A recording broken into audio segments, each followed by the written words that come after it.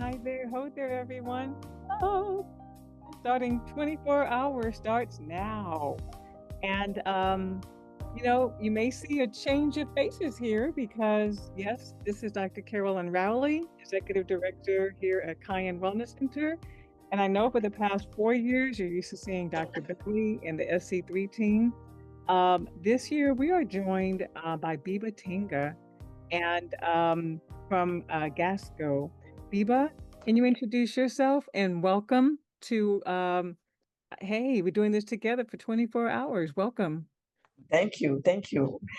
Hello, everyone. And I would like to really say thank you for collaborating with the Global Alliance of Sickle Cell Disease Organization.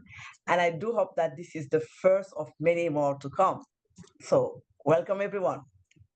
Thank you. And you heard right, 24 hours. So we're going to see who can hang out with this for this full 24 hours. Um, it's going to be fun, like always. There's a mixture of games and some education and some talent. And so we have some giveaways throughout. We have movies. So there's a little bit of everything. And so we're going to see who's going to be able to just kind of hang with us as long as you can. But whatever you do, please make sure that you hydrate, hydrate, hydrate. And I'm going to make sure that I do the same. Hydrate, hydrate, hydrate. I don't know if you guys had a chance to see the full lineup. It is very impressive, right? But before Yes, we even get into that, can we thank our sponsors, Agios? Our lead sponsor is Agios. They've been wonderful from the beginning. They've always sponsored our World Sickle Cell-A 24-hour marathon. So we're so thankful for Agios. And Beam has come on as well as a community sponsor. So throughout, we're going to say thank you. And literally, you all, we really couldn't do this without sponsorship. So we're very thankful. So we do want to give them a shout out. Biba, we have a very impressive agenda. Do you want to comment absolutely. on that in terms of letting people know what they what's going to be coming up throughout the day? Yes. So, as we embark on this 24 hours, touring the globe, connecting with communities and sharing stories of hope, resilience, and how people are advocating to better the life of the warrior. I want to first share that we are doing this under a very powerful theme this year is global action, local impact, empowering communities for effective self-advocacy. And that's the goal today as we explore all the ways to drive meaningful change and improve the lives of people affected by sickle cell disease. We want you to be able to stand on your own wherever you live and have all the tools and the information you need to self-advocate. Now, we made sure that you have experts, those who care for you, to come and share their work, the work that they do. And we also have warriors, sitting here and caregivers sharing their stories. We are going to have guests like the World Health Organization. They're going to be with us to tell us what they're doing, specifically in the African region where, the prevalence of sickle cell is very high. We are going to have the ASH Coalition, who's going to come and share their work. They're doing also around the globe. And many of our members, like we are going from the Middle East to East Africa, West Africa, India, Europe. We're going to go to the UK, France, and come to North America, USA, of course, Canada, and then to the Caribbean. So we're going to have people from Trinidad join us. So it's really, we are touring the globe with this 24, within 24 hours.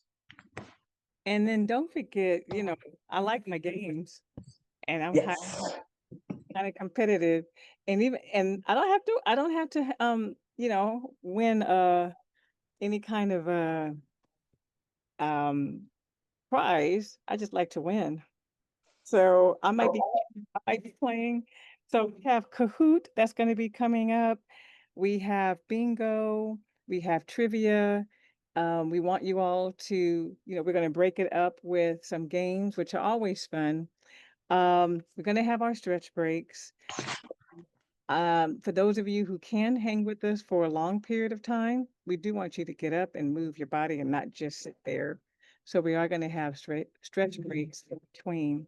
Um, soon, first, we're going to actually have a couple of movies that we're going to show Mhm. you all.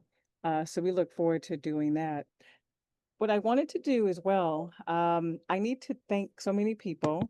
So I do want to thank Dr. Bailey and SC3 for the last 4 years. So it's important because it's a long relationship for doing this for 24 hours. So I want to thank Dr. Bailey, give a shout out, Dominique, and the SC3 crew. So thank you guys. Thank you. Thank you. Um, we also very much have to thank, I'm sorry, but we just really have to thank Mary and Elle from the Cayenne Wellness team, our tech team, seriously, because Yes, yes. they have to stay up. Yeah, for I'm 24 sorry. hours. And they've Uh, been up for days. So we want to thank Major Effects Communication, MEC. Seriously, you will be hearing them. You won't see them, but they literally, besides the sponsors, they're making this happen as well. I'm just saying, the fact that you can see me and Biba, they're making it happen. So we will be Yes. seeing them throughout, and I wanted to make sure. Biba, on your side, who would you like to thank as well before we get started? Yeah. So yes, first and foremost, I want to thank Elle and Mary. I think we've been communicating for months, and yes, we've been having those weekly meetings, but the communication we have this WhatsApp, emails. They've been following me all over the world. Like I went to Europe twice and came back, and they were just keeping up with the time difference and everything. We were able to communicate all the time, and this is really so amazing work. Always available, always very responsive. So it was really a pleasure to work with them and then prepare for this 24 hours. And of course, on my team, we have our communication team, who they are global. I have two of them in West Africa. So again, 6 hours difference with me, but they've been working also with me, following me. I'm sure that they're watching this now, or it's very late. And I also here want to thank Alvin Merchants, who is also part of our communication team in Canada, who has been working with me in the back, calling people, speakers, confirming them. So, and then, of course, again, you, thank you again. Thank you for the patience, and thank you for the collaboration. I really, really, really appreciate this, and I'm very excited about this day. I can't wait to see all the speakers, share their presentations and the stories. It's going to be fantastic. So stay with us and please keep sharing it. I believe people can still register, right? Oh, yes, Yeah, all so okay, throughout. all And day long. we're, So and we're sharing with everyone, even if you have your own activity, you can still come and join before or after because we're here for mhm. 2 hours. So we expect to see you all. I did want to make sure, Biba, that um, it really touched me. At 4:35, at least Pacific time, this Mhm. email from Chanel from Pfizer that I like to read. I thought it was Oh, very the act okay. um uh so if I can just go ahead and read this, and it just says, Dear Cayenne Wellness Center um team, June 19th marks two significant events, World Sickle Cell Awareness Day as well as Juneteenth, a day we Yes. the significance of freedom and equality. As we recognize these events, we at Pfizer are reminded of the incredible impact that organizations like yours have on the lives of those affected by sickle cell. Your dedication to advocacy, education, and community engagement makes a huge difference by raising awareness and fostering unity within the sickle cell community. We share your vision for a future where individuals with sickle cell and their caregivers have better access to care, support, and educational resources. We recognize the support that you provide for the community and believe that by working together, we can create meaningful change. Once again, we extend our sincere appreciation for your unwavering dedication. Best regards, Now Griswold. Thought that was very nice. Very nice. Such a Very, nice message. yes, Thank definitely. you, Pfizer. Thank you. All righty. And I do want to give a shout out. So if you are here, we want to know where you are. Where are you coming in from? So, um, hey, so Dana Frederick, hello, welcome. Can you all do me a favor? I'd like to know where you're coming from. So give us the if you're in North America, give us the city and city and state, or if in Canada, the province. And then what country you're coming in from. So hey, all right. So Renee says she has a very competitive spirit. Okay, we'll see. We'll see. Yeah. Let's see. I see. Oh, George, Hey, Frederick, Georgetown, hello. Renee says she's from California. Charlene McKnight from South Carolina, Georgetown. Hey, Charlene. All right, all right. Wait a second. Wait a second. Oh, you know what? Harbour, I Ontario. saw Sheila, and I didn't read it that close. I'm like, is that our Sheila Marchbanks? No, this is Sheila Merchant from Yeah. Scarborough, Ontario. Yeah, that's Canada. Uh-huh. We have Azusa. We have Princeton, New Jersey. Ooh, we have India. India. Hi. Yeah. Oh, we have DC, LA, Maryland. Maryland. All right now. And so, all right. So people are coming in. We're loving it, loving it, loving it. Beautiful. Yeah. I Um, guess in some part of the world, they're just waking up. yes. So it's 5 a.m., 6 a.m., so they're going to join. So, in about 2 minutes, everyone, we're going to actually begin our movie time. I wanted to just give you some background before they start the movie. So, Biba, you had a chance to see it. Let Hmm. me just share that yours truly, uh, 2 years ago when we had our summit, the theme was visionaries and pioneers. Um, and of course, for me, one of the pioneers, Hertz Nazir. Yes. And so that led me to create a documentary, create a film. And so that's what I did. And when people saw that, I still recall Dr. Kim Smith Whitley and Regina Hartfield from SCDAA said, "What are you going to do with that? You need to put this through film festivals." Yes. Um, so that's what we've been doing for the past year now. The Hertz Nazir film that you're about to see has been submitted to several film festivals, and we have been accepted to four. So we have laurels from, and I was in Atlanta for the Atlanta Black Film Festival, where it was selected. Um, Great turnout. People enjoyed the movie, so you all will be able to see the movie that will be coming up. Um, I also created what's called Cayenne Cinema. And so this is Oh, a platform to be able to host movies such as this. So this is the second one that I've done, the Hertz Nazir Portrait of an Artist. The first one was called I Am. And that one just focused on, it was 5 minutes and it focused on who we are and not who we aren't. We're not the disease, but who we mm, are. So teacher, nurse, doctor, architect, chemist, what have you. So right now, Cayenne Cinema now has at least two films. And so we have a website.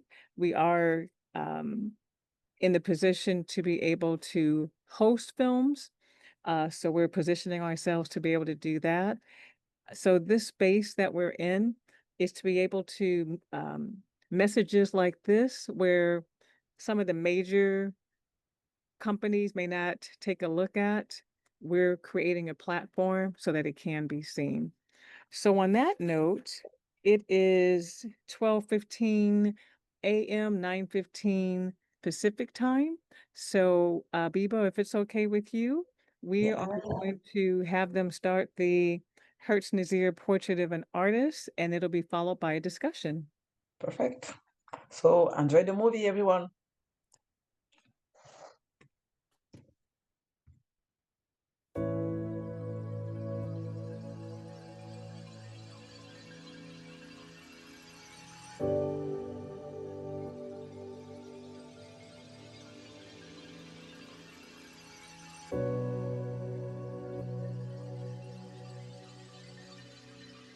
My name is Hertz Nazir. I am a painter, artist, and designer. I was born with sickle cell anemia, which later affected my vision. I continue to use my art to advocate for my community.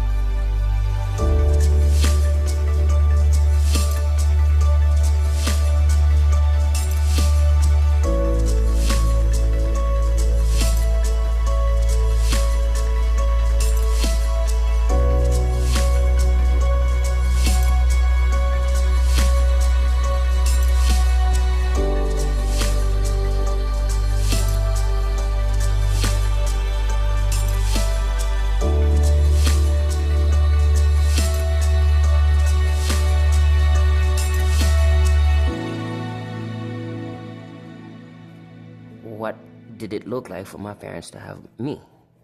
Well, one parent had trait, and the other parent had the trait as well.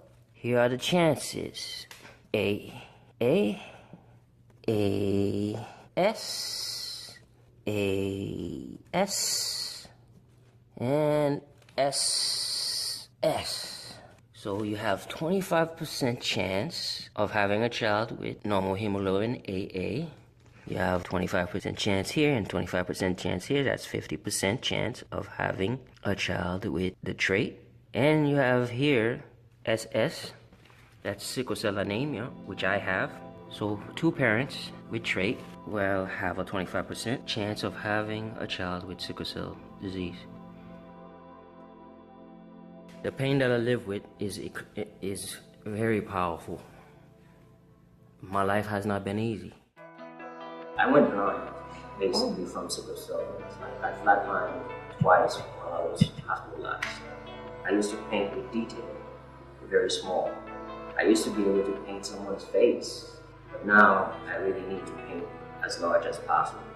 So sometimes it takes longer for me to get the details that I want. It's been more frustrating, pressing that I want my vision than it is that I live with pain. That photo is of me and my mother. The photo was taken a few years before she died. It was taken in the 80s by a crew who wanted a photo for a biology book. She always taught me to help others. She was the only one I had. Doctors told my mother that I would die before I even turned 18. They expected me to die from this. So the time limit that they gave me is long past.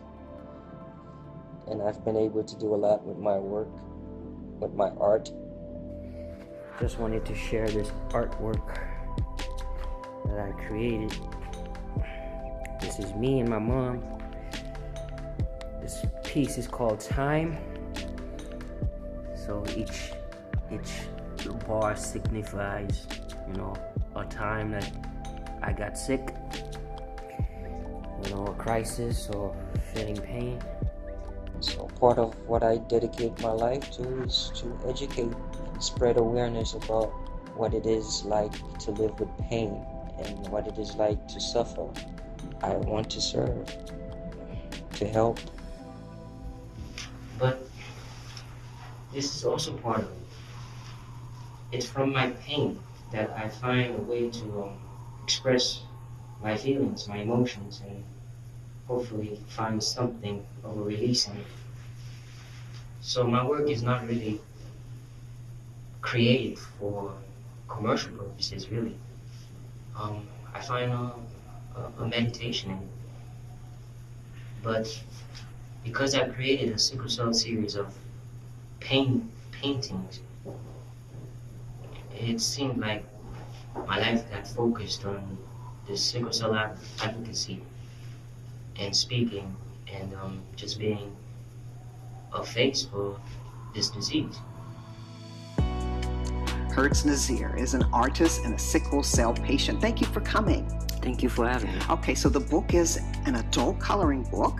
What inspired you? Since I am an artist and I could design it, I took up the challenge to try to make something for our community. You say it's a way to help people cope with the ups and downs and the flare-ups of sickle cell anemia. Well, that's the reason I became an artist, because I deal with so much pain.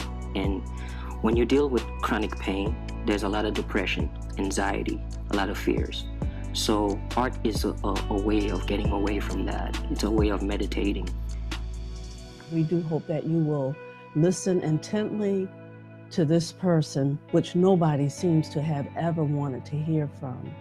And the reason why is because this person's name is Mr. Nobody. I'm speaking out. I'm gonna stand up and say, I demand a cure because I want my life to matter. You know, instead of being a nobody, instead of being ignored, instead of being invisible, people start paying attention and say, you matter. And that's all I wanna do, is to inspire people to speak and say, I stand for sickle cell disease and we care. To say to the world that I'm not about this disease that distracts me, but I am about the colors that I use.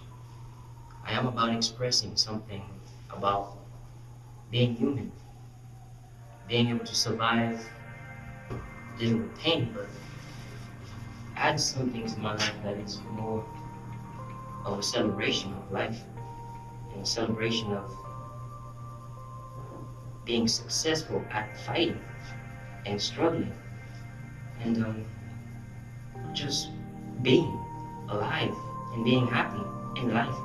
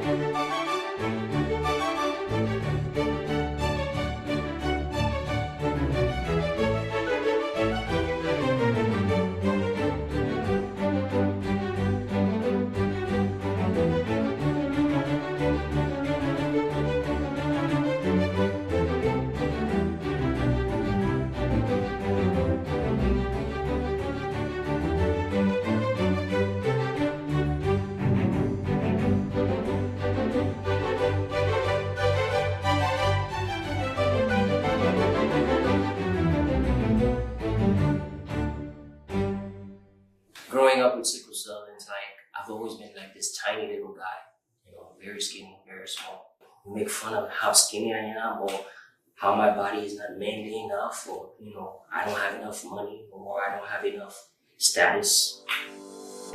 What makes me who I am is the ability to think clearly and to solve the questions that I have personally, because that makes my life worth moving on, worth fighting, you know, this pain, and worth, you know, fighting the crisis.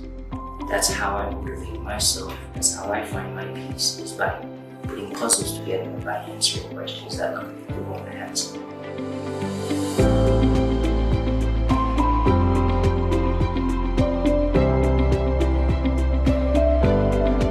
I have to do the awareness. I have to do what I have to do. To put the images out there.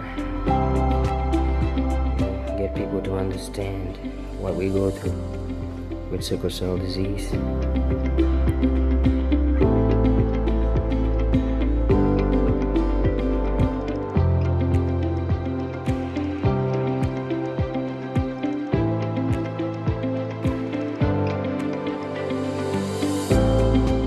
everything that I've started doing with my life has been related to sickle cell and raising awareness. I always felt that nobody cares about sickle cell disease. We have our sickle cell disease textbook for those who want to learn about sickle cell disease. Your boy has his art on the cover, which is an honor, you know. There's like a little bio and some more of my art. Because I want to still be here. I want to see what's going on next year and the year after that. I want to learn new stuff.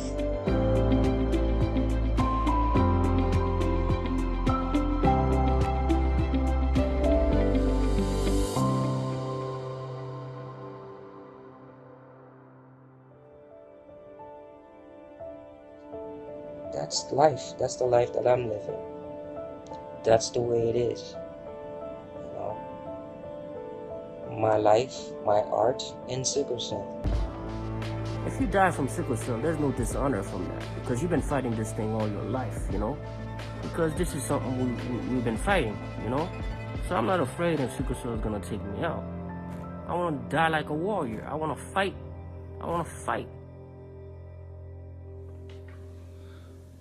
I'm 43, which is amazing, I think, you know? It's amazing. I made it this far. And then just, I'm enjoying the best that I can with life.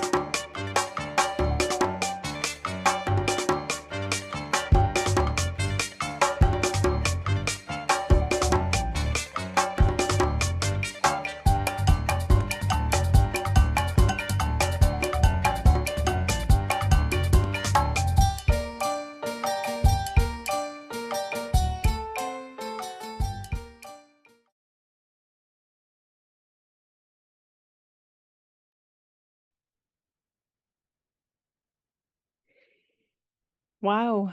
My favorite part is still his dancing.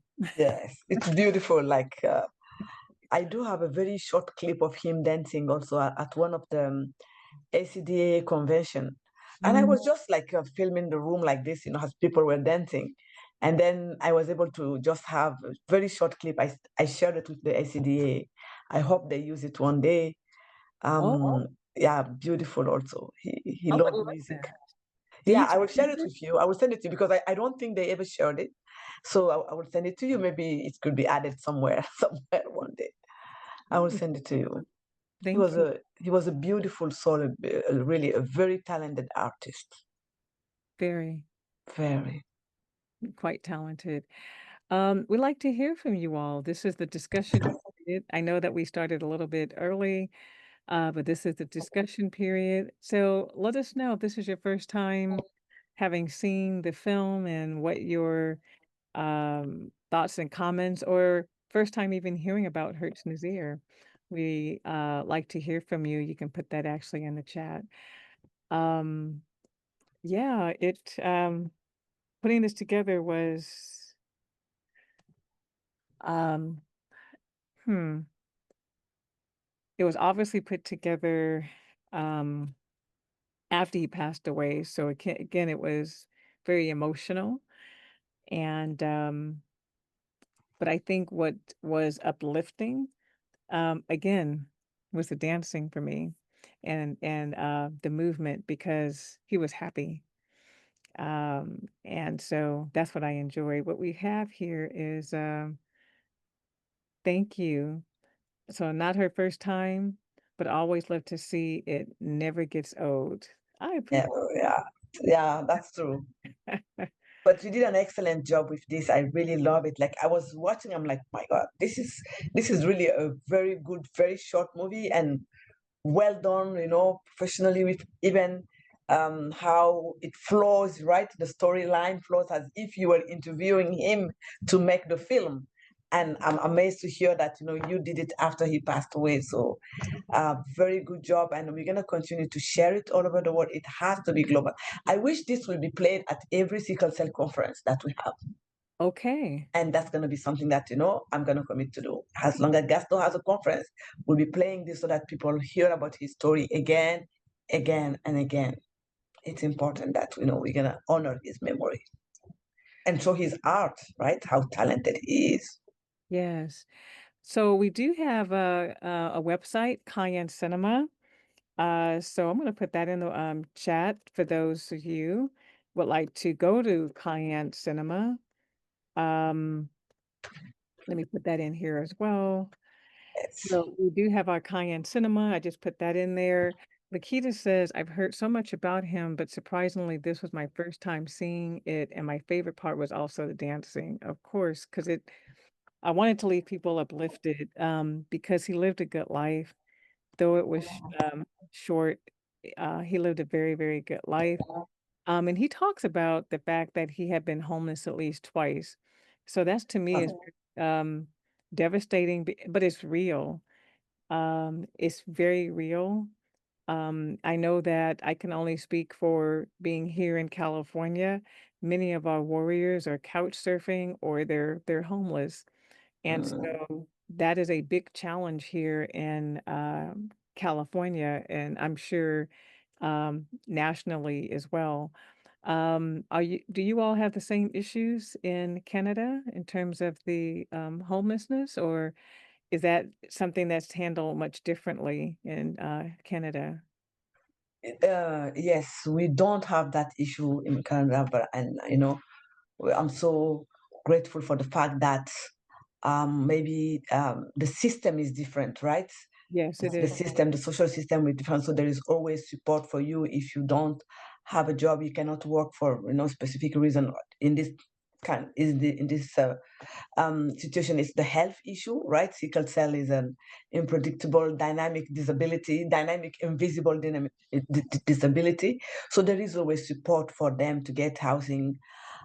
It is there's a long wait, but if you follow the system, you end up getting it.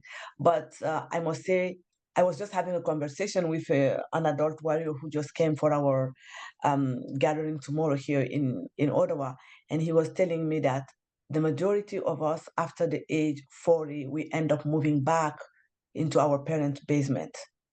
Why? So because they have so many complications, they're not able to keep their job, and what the government gives you is not enough to pay rent, especially if you live like cities in Toronto. Like Toronto, the rent is as expensive as New York or LA. So it's better to move back with the parent and then help out in the house with what you have, and then they can live. So, and that's not the best situation for them, but at least they are not on the street. So we were talking about that, and I was like, this is a reality. So we have to find a way to start working as community-based organization to look into the issue of housing for adult warriors, because the system was not built to count them to live to this age, right? So now that they are living and getting older, and if they're not able to keep their job after age 45 or more, because they have more complications, right? They sometimes if you're waiting to have a surgery and you can't walk and you have to stand, if you are working in a store, how are you going to do it, right? They have to. So we are looking into that. We're engaging with some organization to see how we can start maybe having these group homes where warriors will live together and have this community, and not be on the street. So, well, let's look at the chat, and I want to comment on that as well. Yeah. Nia said, "How do you handle the transition of death with her passing? How have you had to grow with grief? Hmm. Feel like you had to give yourself permission to be happy after losing your favorite people? What are productive ways of moving through grief?" This is my first time seeing the movie. Thank you, Nia. And I haven't seen it in its entirety, but the clips I've seen, you can tell he had wisdom that far surpassed his years. So, good question in terms of just how do we all handle the transition of another warrior um, passing? Um, it's an excellent question. I like to hear how you do that. You know, for myself,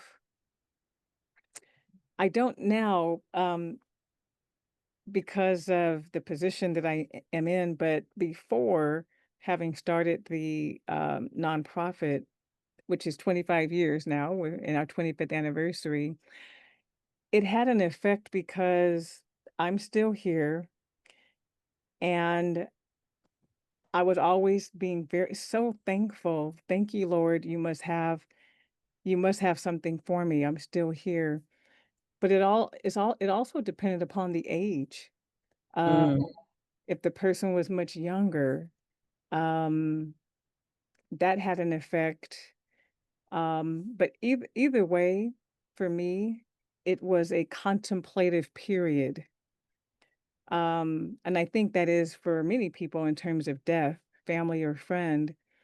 Um, we know it's the circle of life, but when it hits close to home, it just makes you pause and to think. When it has to do with someone having the same chronic illness, I think it makes you pause and think more. What I said earlier was I look at it differently because serving so many people throughout California, over 900 um, warriors and their families, um, it's not, I don't quite have the same reaction. Um, Otherwise, I would be devastated all the time. It still affects me, but I think now in a different way. I find myself being more supportive of the community health worker that was serving that family. So for me, I manage a little bit differently than I did before. Biba? I think it's a very difficult it's a very difficult thing to process, and everybody goes through grief differently. So we don't have really one particular way of doing it. But I must say, what you're doing now with this movie, it's already a way to grieve, because to go to help, right, with the grief. Because when he passed away, we were all shocked, right? It was a shock for the entire community. Everybody knew him. Everybody wore a T-shirt with his art. I do have one, the red one. I remember the first time we were in 2012, when we were launching ACDSC, his painting was the gift that we got for all our keynote speakers. So it's something that has been also around Canada. But I think what you're doing is just to preserve his legacy for other warriors to see, and and it helps us, right? Even though it's painful, to know that he's no longer around. I'm so happy that, I'm so glad and so grateful that you've done this for him. So it is a reality in our community, unfortunately, that we have to live with. We have to prepare ourselves, mentally, psychologically, to say it can happen. I'm a caregiver myself. My son is 36, and sometimes he will tell me, when we're talking about life, about plans and future, he will say, "Mom, you have to understand that if I'm 36 years old, I've already lived more than half of my life, in sickle cell life." And I tell him, no, this was 20 years ago. It's no longer the reality, right? So we have the conversation, and we've we've made some decision to do things that maybe somebody else will not want to do, right? We had to make sure that to talk about what he would like for me to do if something was to happen to him. um, because we're African, he was born on the African continent. I asked him, where will you want to rest? Do we want to stay in Canada, or do you want us to take you back home? We had this type of conversation. It's very difficult. But for me, I felt I needed to do that, because I'm like, I wouldn't want to stand and say, oh my God, I don't even know what to do. I don't even know what he wants, right? It will hurt me more to be in the not knowing or not having the conversation or trying to avoid the conversation, because even if you're healthy, it's a reality that can happen to anyone. You can be hit by a car, right? So it's part of life, right? To live and to go one day. But it's still very difficult, I must say. And we don't seek any type of psychological support, right? We grieve just like that. We go, like, we use prayer sometimes as a therapy. I think it's important also to get help, to get support, to talk to someone, professionals, right? Professional help if you need it. Well, very much so. Yeah. And actually, later on today, we have I believe in therapy, which is going to be taking place 3 p.m. Eastern Time, 12 p.m. Pacific Time. Yes. And so we do believe in therapy here. And um, so that that is something to consider as well. One of the things that Nia pointed out as well, when you look at the film, he says the profound statements. And so I think for people to take pause, to pretty much to live your purpose. What is that? So, yes, he was homeless at least twice. He was going blind, but he was an artist, and there was nothing else he could do. He was doing what he wanted to do. He literally was doing what he wanted to do, and I think that says something. Are we? Are you? Are you doing what you want to do? Yeah. Period. Like right now, this moment, are you doing what you're wanting to do? So yeah. And And what makes I you think happy? and that makes you happy. And so if you aren't, I think that's time to uh pause and why why? What can you be doing? And he was happy. It was hard. He did say it. And it was hard. And it didn't help that he lived in a state that had snow, so it was very cold, Oh, very cold. Yeah. very cold, and it was very challenging. But he lived with purpose. He did what he wanted to do. He wanted to be an artist, and through his art, he wanted to spread awareness, and that's exactly. Thank you all for saying that this needs to be shown. Oh So yes, absolutely. It has to we be. can we can actually figure this out how to do this. Yes. It does need to be protected. So we can't just share it. Share it in a way that it kind of is protected. But thank you Absolutely. all for saying that. So, okay.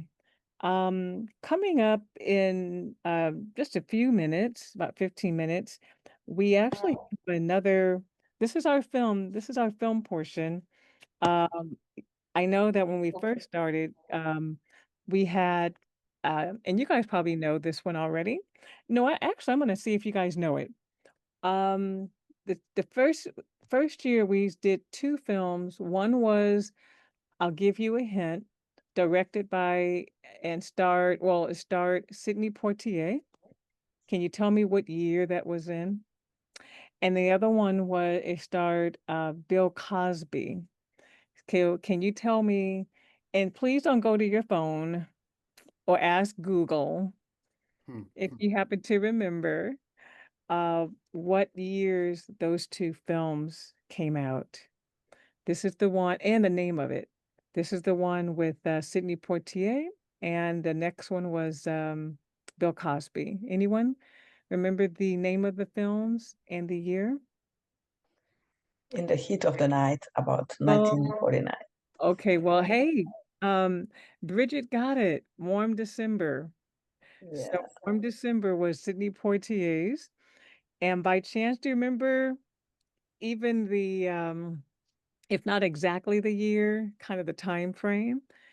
And so Nia, no, not the heat of the night, but thank you. He did star in that.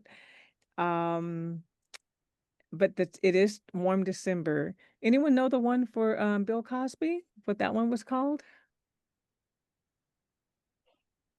You're right. So Renee, Yeah. it's 70 something, you're right. and I believe that was 72. And what about the Bill Cosby one? No one's talking about Bill Cosby. Which one was, do you guys remember that one? And the year? So this is the one with Bill Cosby. And so it's still in the 70s. It came out a few years later, around 73-ish. Um, anyone know that one? To all my friends ashore. That is correct. Bridget Reynolds, thank you. So I mentioned that because, to my knowledge, those were the first two films that had a focus, the main focus of the character had sickle cell disease. In Warm December, Sidney Poitier played the physician who was on vacation with his daughter in London and fell in love with this mysterious woman from Africa. And she would just disappear at times. And what was interesting for me was whenever she was having a pain episode, the um the sound effects would go doo doo doo doo doo doo doo, and those were the sound effects for the pain episode. Can you imagine having a pain episode and kind of surrounding you was doo doo doo doo doo? So she had sickle cell disease.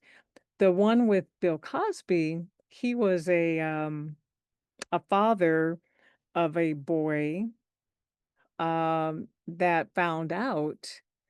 He went to the they went to the doctor and they found out that the son had sickle cell disease. And with both of them, because it was so early on in the 70s, it ultimately it led you to believe that they were going to die pretty soon. And Bill Cosby's character, the as a father, he was kind of a miser. I mean, he always worked and worked and worked and saved. And when he found out that the little boy had sickle cell, it was almost like, let's just live. Let's just live and enjoy. So those were the two. There's been some others. Um, one is Nurse Fighter Boy, and that one actually Bebo was filmed in Canada. It was a Canadian actress who played. She was a nurse. She also had sickle cell disease. And then she had a son, and then she fell in love. And unfortunately, well, I don't want to give it away. Nurse Fighter Boy. And so that one came out around 2008 or something like that. And then there's just been a couple of others. So sickle cell in the media. So pretty soon, we actually are going to have another film and a special guest today. Okay. It says Warm December is available on YouTube. Yes. I think I even own that one. Um, has anyone seen To All My Friends Ashore? Not me. I took notes. I'm gonna go and watch it. Look for it to see. Yeah. We actually, oh, and then there was, so those are the two major ones. And then like I said, Nurse Fighter Boy. I think you'll like that one. That was actually a little bit different. Okay. Then, then there's another one with I want to say her name is Golden Brooks, and she's the sister of her sister has sickle cell disease, and she's engaged, but she never told her fiance. I know. Mm, mm. So there's that one, and I believe that one's on Amazon, if I'm not mistaken. The name will come to me. So there's few. Also, there's sickle cell in the media in terms of just segments of TV shows. Yes. And so that has actually occurred as well. All righty. But before we actually, Biba, we have our special guest. So everyone, Yes.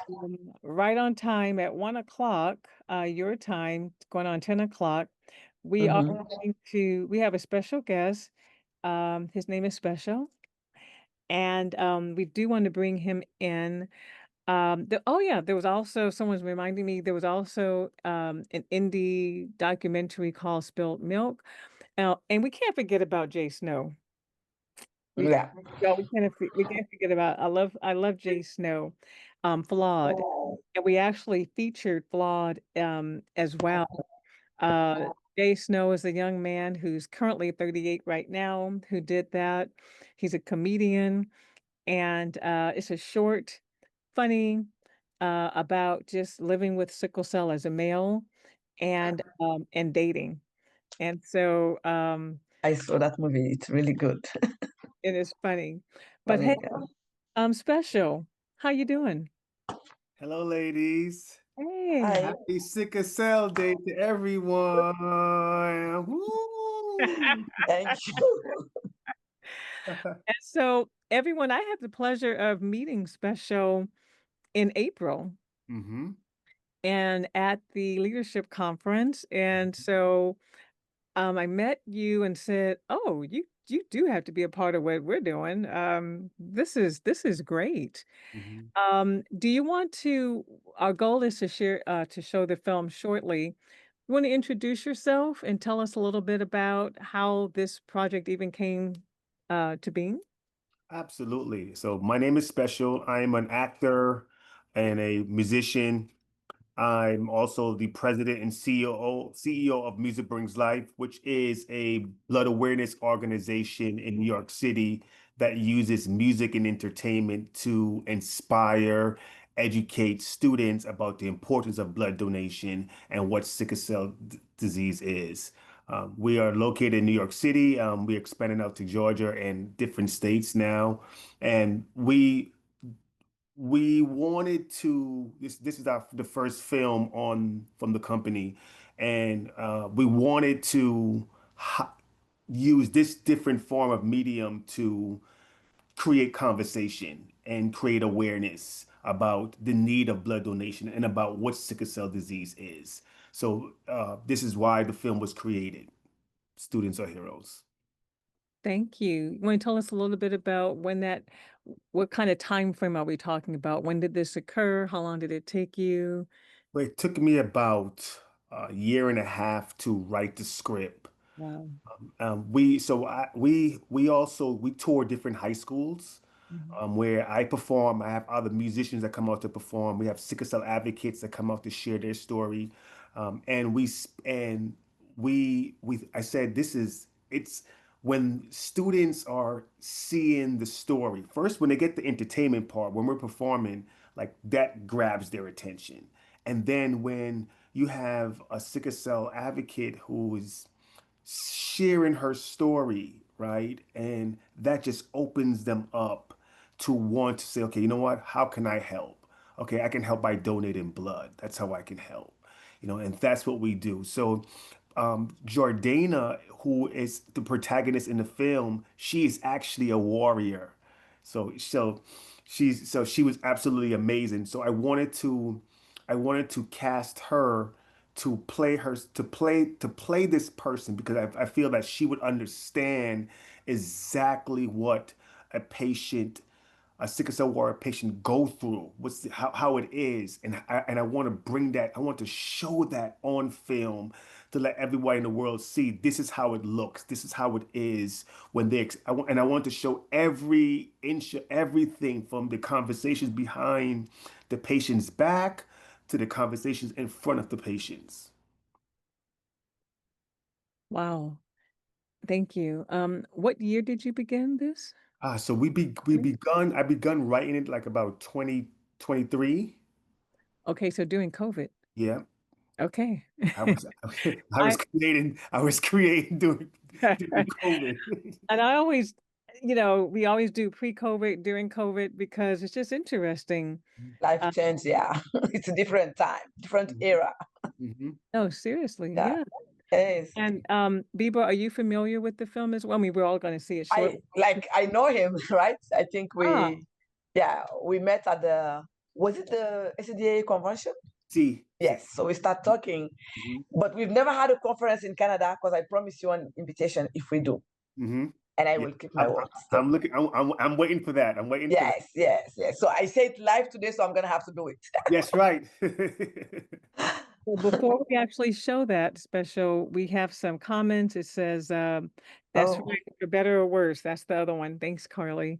Um, um, Mishka says, we absolutely love Music Brings Life. Hey now. oh Hey, Thank you for yes. all you do. Well, I'm hoping that you guys can come to California. Is that like too far out of the way, or that's not at all, girl. Not at all. okay? And so, yeah, let's bring him to Canada, someone says. Yes, we will. It's a promise. Yes, we will. All righty. Anything else you'd like to share before the tech team shows your film? I just want to share that we are creating legendary blood donors that are 16. We want to transform them into lifelong blood donors, to assist and to continue to support continuum support people within sickle cell community, but also people who just need blood. So that's the focus, targeting the youth, students, Yeah. and transforming them into legend blood donors. I would like to ask one more thing too. This is great because we do need to get the youth involved. Mhm. Mhm. But as you know, in terms of persons with melanin, only I'm going to say about 3 or 4% Mhm. donate. Mhm. So are you seeing a rise of young people who have melanin, uh, brown and black students? So I can say in New York City, we started our program touring the high schools in 2016. We noticed that throughout the program, throughout the high schools, we did see more people donating blood. So the program, the Heroes Okay. Donate Blood program, it's efficacious, right? Because we're seeing more students. Now, when COVID came, then that changed things. I actually started the organization because my mom actually, after her major surgery, she needed blood, and the blood wasn't available, and that was something that I didn't know nothing about. I've never had a blood drive in college. I never had a blood drive in high school. Like that wasn't happening in my community, so I didn't know about that at all. So this was all new information. And when the doctor said that, hey, no, it's always a shortage because your ethnicity, blacks and Caribbean people and Latinos do not donate blood on a frequent basis. So that was all new information to me. So you started to think about, I learned that there's so many people that lost their loved ones because of the lack of blood donation. And there's so many people like who have sickle cell that depend on blood transfusions. So this was all I mean, this was education right here. And this was a awareness. So Yeah. after my mom is still here with us, I'm thankful for that. But we said that what can we do to break the paradigm, create education, and bring awareness and understanding entertainment? And me as an entertainer, we started Music Brings Life, and that's how we, so that's you can say that's one of the things that came out of this dire experience, the birth of Music Brings Life. Thank you so much for saying that. So I want to add something to that. This is just one side of the problem that we're looking at when we look at engaging our own community. And that's the most important part, I must say, engaging our community, making sure that the second generation of Black youth or those with melanin become lifetime blood donors. There are other issues that we have to look at when we talk about blood donation in the community, that there are systemic barriers to this specific community for them to be part of the donor pool. And that we never talk about it. We have to tackle the policies that discriminate us and create the barriers for us. I'll give you one example. I was born and raised in Africa. I can never donate blood in Canada to this day because we are banned to donate blood because we've had malaria. But malaria is not only on the African continent. If you come from the Caribbean, wherever there are some malaria endemic region, you can donate blood. What does that? It does. It reduces the blood donor pool, so we don't donate blood. And because health in the Black communities is a family decision, right? So when the parents are not able to donate blood, then they don't cultivate the culture of raising the kids and telling them how important it is. In the work that I do as an advocate in Canada, I noticed that the Middle Eastern people, they donate blood a lot. So we did a community-based research and look into it. How come these people, they arrive as us like immigrants, and right away they donate blood? And we realized that it's because in their countries, they face a difficult situation like war. So they've been used to going and donating blood to save their family members. So when they come here, they continue. But it is not in where I grew up in Africa. We have other issues, hunger, but we don't have wars that will make us, donate blood. And also because everyone has had malaria, so all the donors are still donating blood. So we don't have that policy in Africa. Right? It is like you can have malaria, like you are born and raised in Africa. Even if you live for a year, you will have malaria at least once in your life. So we are taking blood from people who have had malaria. But anyway, I'm going to leave it there. We have a discussion tomorrow about it. I'm inviting you all to join. It's going to be, maybe you should come special and here. Maybe your next film is going to be about that, about the other side, the systemic barriers that we have to tackle to make sure that all people can be part of the donor pool. And the blood donor process also.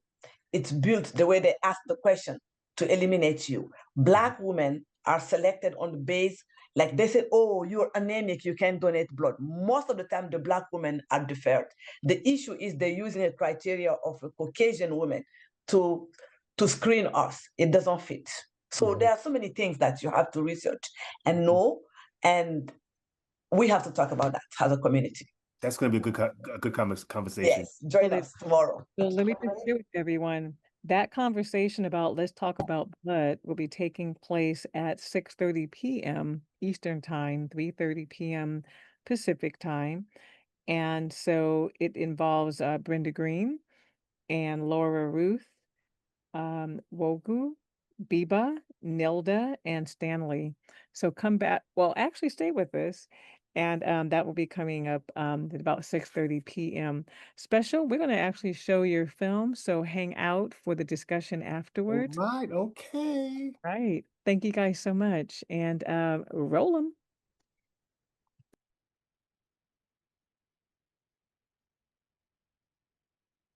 Don't have the blood to further your mom's lifeline. Sorry. One blood, one body. Let's share the gift of blood and give it life. One blood, free lives. Donate one pint of blood and you will save free lives. Let's share the gift of blood and save free lives. The doctor spoke plain English.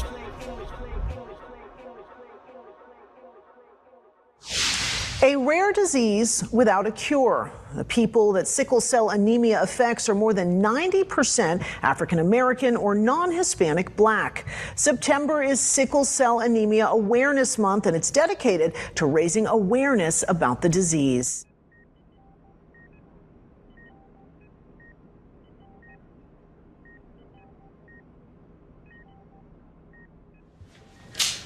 I got to check on the patient. Day one. Okay. Okay, all right. Day one. Okay. Okay, all right.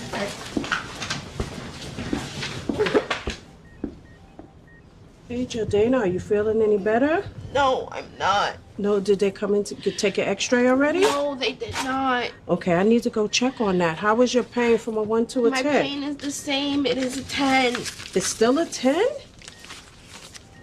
It shouldn't be a 10. We did give you some pain medicine. What's going on? It is. It's a 10. My back and my legs.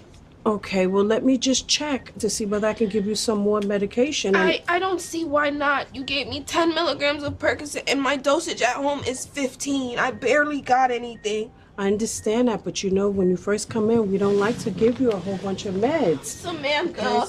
It's not that great. Samantha. What do you mean? Well, when a She's patient... telling you she didn't have enough.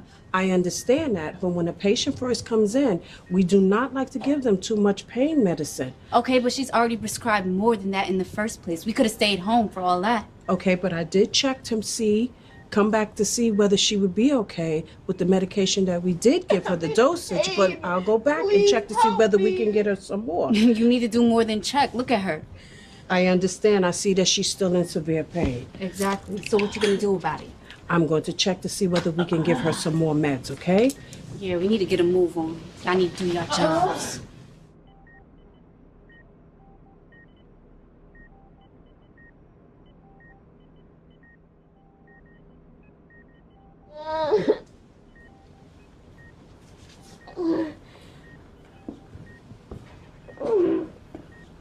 Hi, Jordana. I'm Dr. Austin. How are you feeling? My name is Jordana, and I'm not feeling well.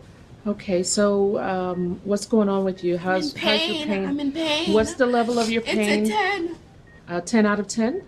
10 out of 10. And you're not experiencing any relief from the pain meds? No, I'm not. You guys barely gave me anything. And okay, so I did see that you are still hemolyzing. What about the x-rays? Did you get the x-rays done? No, we're still waiting for everything. We've been here for 4 hours. Okay, and who am I speaking with? I'm Samantha, her sister. And Jordana, do you give me permission to speak with Samantha? I'm a minor, so... Let me listen to your chest because the x-rays show that they're fine. And then where are you experiencing pain on your body? Oh my goodness, she just told you. You keep coming in here with more questions. We want answers. Okay, I'm trying to find What are the next steps? What is the status? I'm going to examine her. I'm just going to listen to When her is she getting her lungs. pain meds? After I do an examination of her leg, then we'll make sure to check her chart and get her some pain meds.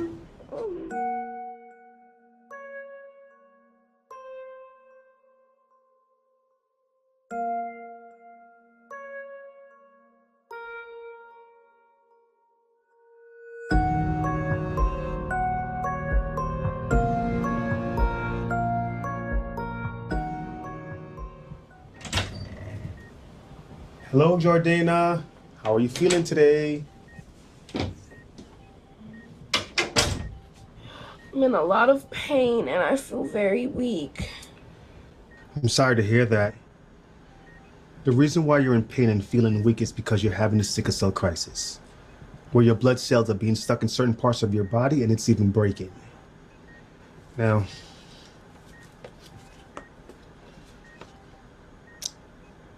your baseline is 8 and your hemoglobin is 4, which are far below healthy levels. Okay, so now the hunt is on for a matching blood donor, huh?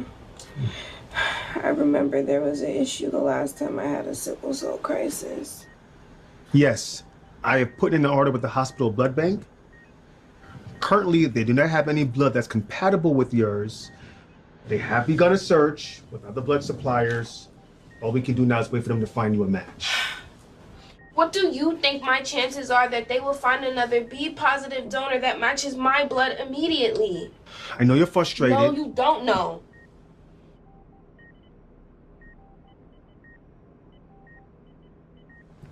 Jordana, this isn't getting any easier. The COVID-19 pandemic has further exacerbated an already low supply of blood, especially blood from Black, brown, and other people of color. Because you've developed antibodies from previous transfusions, it is now best that we find a donor that is closely matched to your blood type, and that is likely going to come from someone of the African diaspora. Okay, so what percentage of people with B-positive blood type are from African descent? The percentage of Black Americans with B+ blood type is 18%. Latin Americans are 9%. However, the conventional B+ blood is not the only thing that you need. The additional issue here is finding the other less well-known blood proteins that needs to be compatible with your blood. Jordana.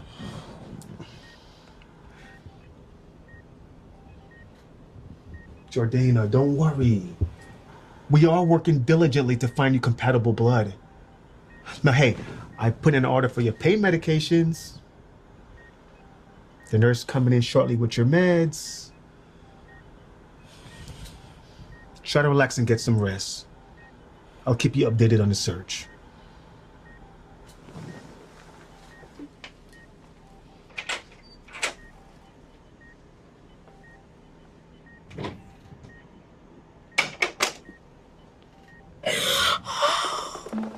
I'm in so much pain.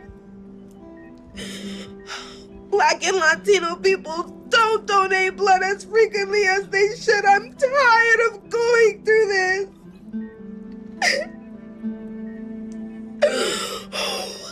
If they don't find a match for me soon, I'm going to die.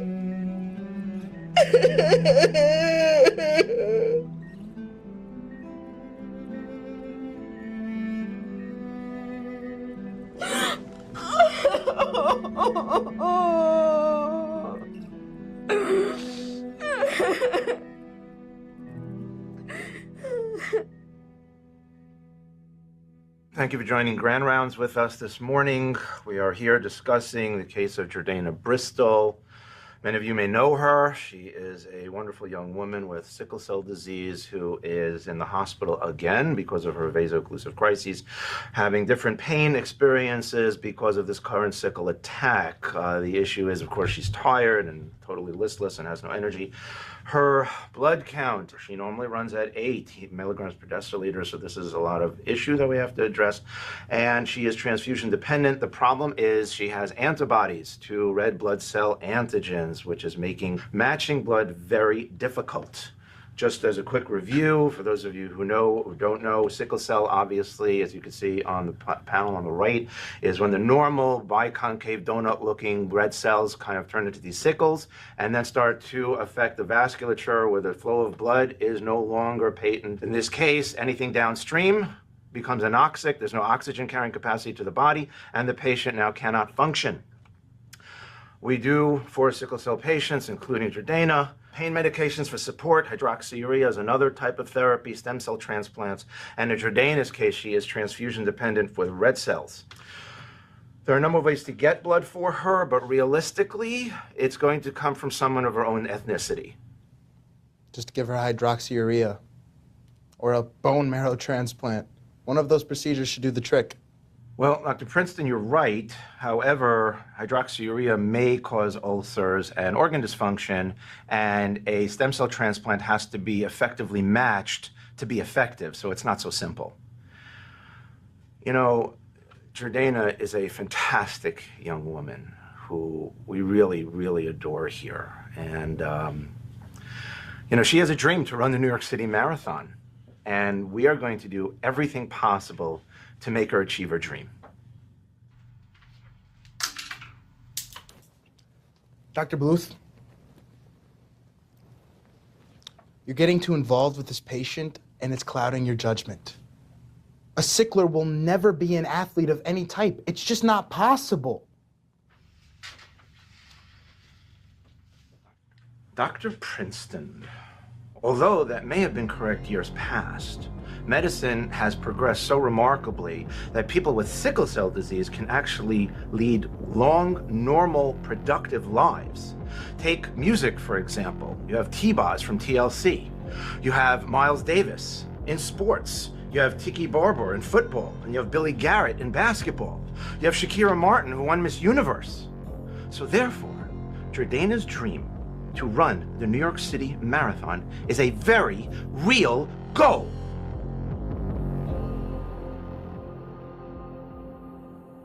Dr. Bluth, please excuse me. This is the community organizer I was telling you about. Come on! Now you dudes are inviting community organizers to a medical situation? I don't see how your presence can be useful in this patient's medical care. I've been told that I wouldn't live to see the age of 15. Yet here I am. Doctors just like you said I couldn't play sports. But I was one of the best basketball and volleyball players in my high school. Doctors with MDs just like you said I'd live a short life. And then I attended some of those doctors' funerals. I am not only a sickle cell survivor, I am a sickle cell conqueror. And my 30 years of experience has given me the education that trumps all of your academic degrees.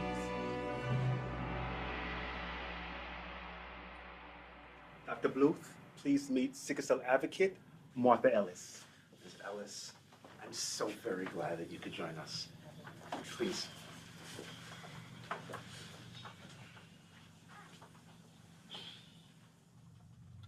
Good afternoon, doctors.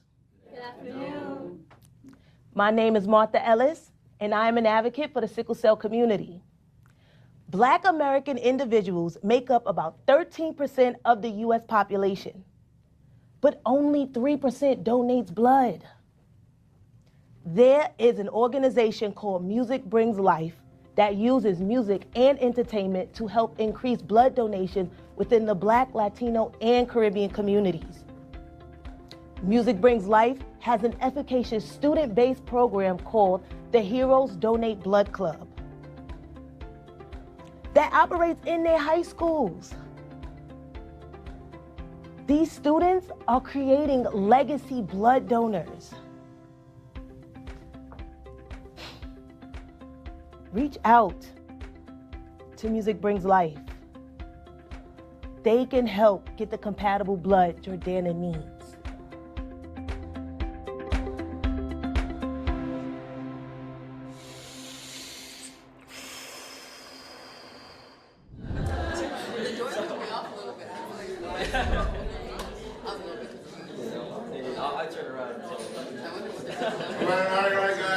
Guys.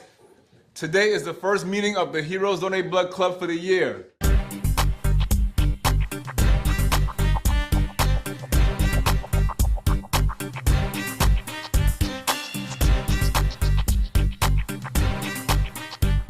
All right, you guys, we're excited. We got a lot going on. Please, excuse me for interrupting your monthly meeting. Can I have your attention? The school just got a call from a hospital asking us to locate compatible blood for a sickle cell patient. Her name is Jordana. What you guys are doing with your Heroes Donate Blood Club, you're fostering an incredible impact throughout New York City. All right. So it's time for us to hold another Music Brings Life blood awareness assembly and blood drive. Come on, we know what we have to do. Bro, I don't understand why Black people, Latino people, Caribbean people, and Asian people do not donate blood frequently. It pisses me off. I think it has to do with being taught by your parents at your school or even learning about blood donations from some kind of life-changing experience. Let me share a little history lesson with you guys. During World War II, blacks in America wasn't allowed to donate blood. By the 1940s, we could donate. But the blood supply was segregated. And it remained that way to the early 1970s. The blood collecting agencies, they didn't allocate any time or resources to educate blacks, people of color, about the importance of becoming a blood donor. See, that's why the Heroes Donate Blood Club is here today. You're being educated, and you're educating your generation on becoming legacy blood donors. Telling you right now, Jordana ain't the only one in need of a blood transfusion. I have a friend who's constantly in the hospital having blood transfusions, bro. I mean, like every month. People who have sickle cell suffer. And the more blood that they get from different ethnicities, the more antibodies build up. Wait, what? Giselle, welcome to the Heroes Donate Blood Club. You see, if a sickle cell patient consistently receives blood from mismatched donors, basically anyone, that's not of similar genotype. The patient can actually make antibodies to the different proteins on the donor red cell, which can cause reactions or even be fatal. Wow. Yeah, for the sickle cell patient. Understand? Wow, yeah. Yeah.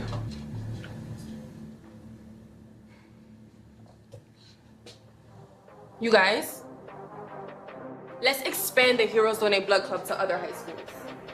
We're gonna start working on Dewey's Blood Awareness Assembly and Blood Drive immediately.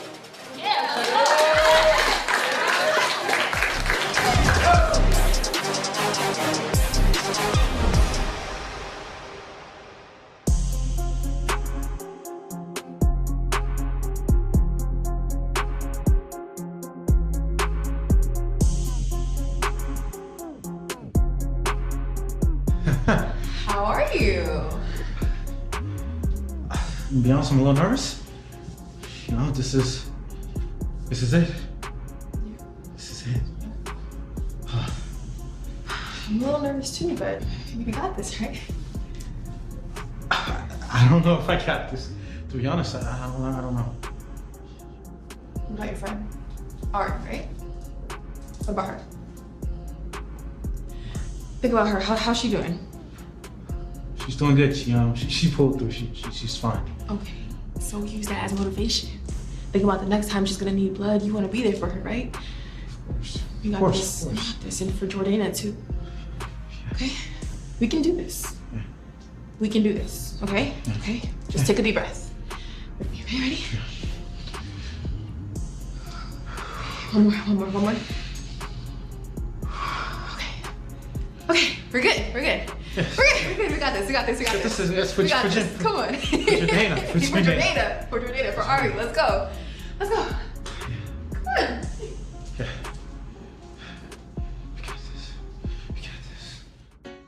Great morning, everyone, and welcome to the Music Brings Life Blood Awareness Assembly. Today we have guests from John Dewey High School here to teach you about the importance of donating blood. So please show them your respect, give them your undivided attention, and listen to what they got to say. And I would like to introduce to you now, Isabel and Phyllis!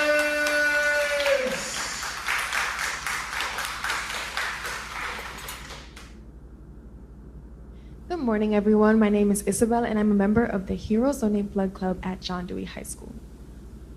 Music Brings Life created the Heroes Donate Blood program in order to increase blood donations within the Black, Latino, Caribbean, and Asian communities. Music Brings Life is a blood awareness organization that uses music and entertainment to educate students on the importance of donating blood. Did you know that by donating 1 pint of blood, you can actually save 3 more lives? Yes. That's actually a thing? Humans can donate blood to other humans? Of course you can. In fact, many patients who are born with sickle cell disease or beta thalassemia receive blood transfusions on a regular basis to live. And the only way to get blood for those in need is when people like you and me donate blood. That's why we're here today. There was a sickle cell patient named Jordana in the hospital who needs compatible blood to live. See, she developed antibodies. Hospitals don't have the compatible blood to match her genotype. We need everyone to donate blood for Jordana. We're the only ones that can save her. Isabel, I feel sad hearing this. Like, I keep thinking that could be me, laying in the hospital, waiting for someone to give me blood to live. That's devastating. You taught me a lot today about the importance of donating blood. I'm only 14, so I can't donate. But I can ask my parents to donate blood so that they can save Jordana. And then when I turn 16, I'll be a student hero.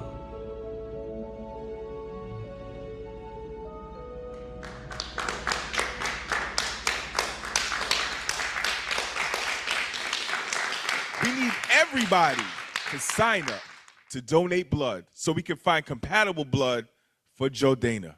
So on my chant, I need y'all to follow me. Jordana, Jordana, Jordana, Jordana, Jordana. Yeah, Music Brings Life family. I'm telling you, we hyped today, man. I got something special for y'all. I want y'all to really get ready for this one. Hit me. Anywhere we go, the whole place locked down. Put on the Molly champagne, we are back now. Some boys still a move like y'all clown. Right now, me a try me the vibe, yo. Hail from but link up a studio. I me done that, no say a road boy. Girl I call just reach from Cuba. Fit slim look just like a Leah. She telling me she wanna go to a party. Coming to the stage right now is my brother, the president of Music Brings Life. No pun intended. Special. They took mom at 1 p.m. first surgery afternoon. I kissed her forehead, said, Mom, I'll see you soon. We never left the hospital, stayed in the waiting room until the sky took the sun and replaced it with the moon. At 3 a.m. the doctors then slowly approaches with emotions on her face, reading things looked hopeless. Words flew from her mouth, then landing on her ears, causing 10 eyes to wet the floor with tears. Time stopped, Dr. Wardrobe played in mind. Success was the surgery, but your mom is not fine. She lays unconscious in need of divine, cause we don't have the blood to further your mom's lifeline. I'm sorry.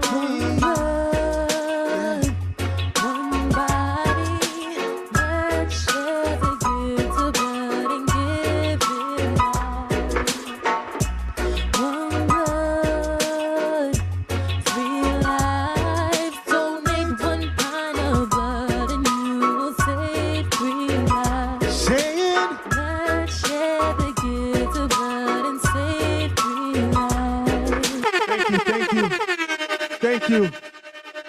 Because someone donated 1 pint of blood, my mother is still here with me. Because someone came out and donated 1 pint of blood, my mother is still here with me today. Ladies and gentlemen, I introduce to you my mother, my beautiful mom.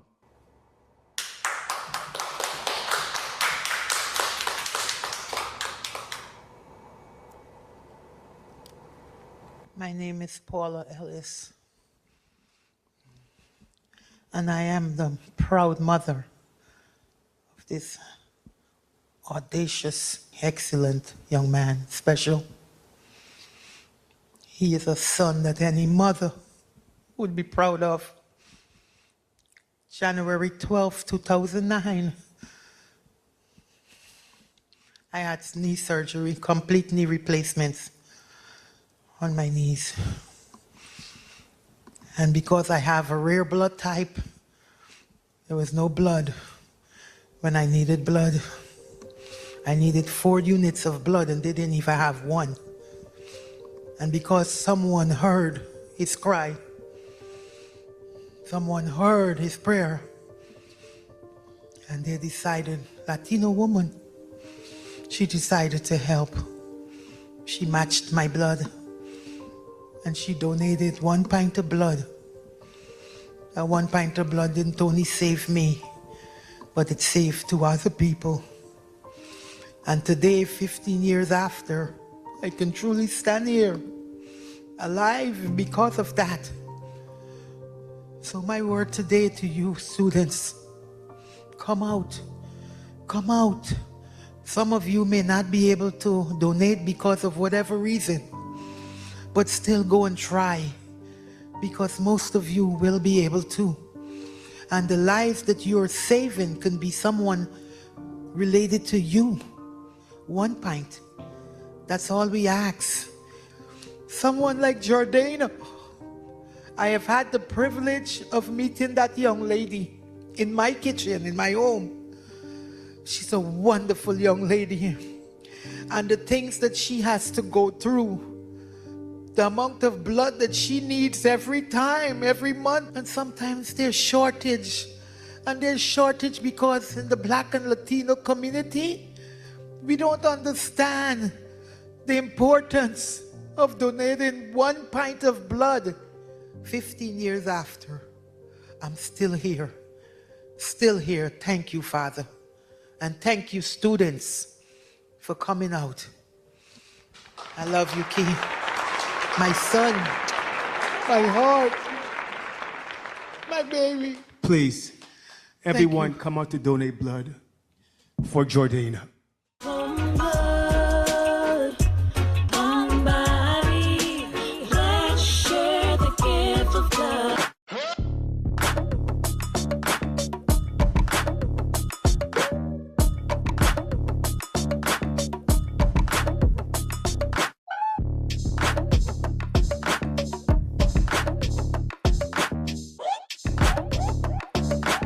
Hi guys.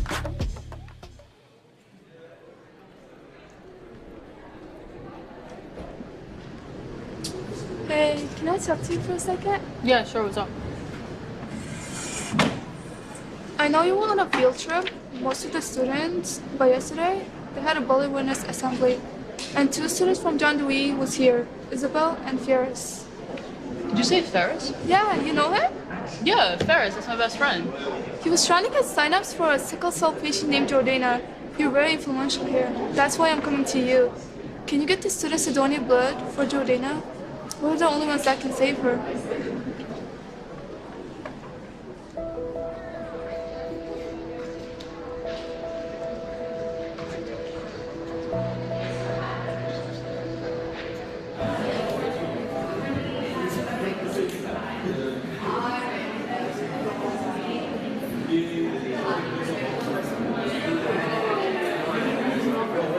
Good morning.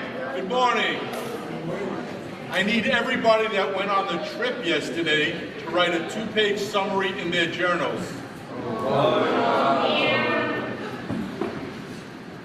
Can I make an announcement about the blood awareness assembly yesterday? Please do.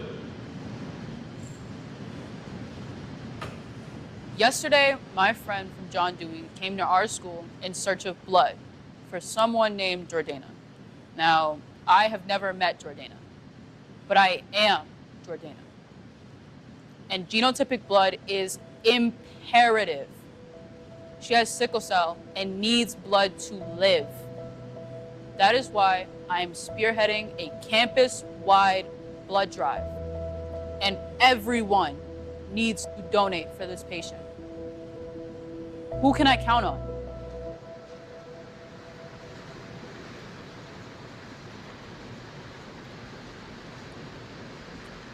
Who can I count on?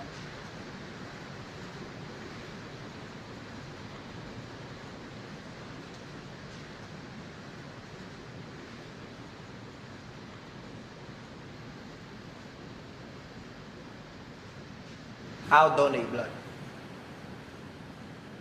I'll donate blood. I'll donate blood.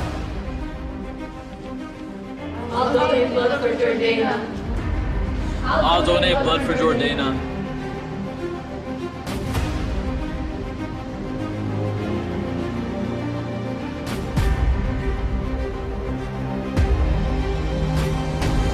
Students, assemble.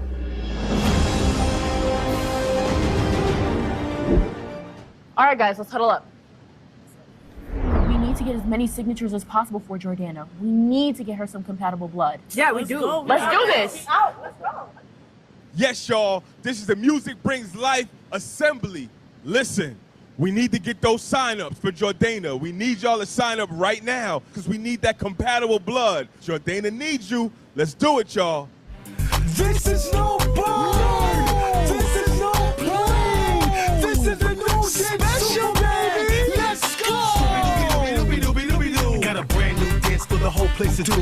First, let me introduce me to you and the other 3 members of the Gramo crew. I'm SPECIAL, the new dance hall king, baby, can't you tell? Come on, dollar, Alomado and holla. On the count of 3, everybody now holla. Till sunlight, do dance sunlight, so those flowers can bloom. Flowers are bloom. Get ready for the fur by Burberry. Don't hop the train, everybody hop the ferry. Put my name in a different category, far away from lanes. And I don't mean Will Smith when I'm keeping it jiggy. Pop 2 bottles each for Pac and Biggie. Just get a vibe, don't diss they vibe. We in Caribbean City high on System Live. Another bomber drop, young save your mama, and we just wanna dance. So save the drummer, young Brooklyn. Superman, up, popping away like Superman. Everybody in position like Superman. Now count 1, 2, 3. Away! Superman. Up and away like Superman. Everybody in position like Superman. Now count 1, 2, 3. Away! I got a summer bounce that'll make this summer bounce on the 1, 2, 3. Everybody summer bounce. My shirt press sweet. Special days neat. Jordana, we got the compatible blood for you. Music brings like did it. You're gonna have the blood transfusion today, and you'll be going home soon.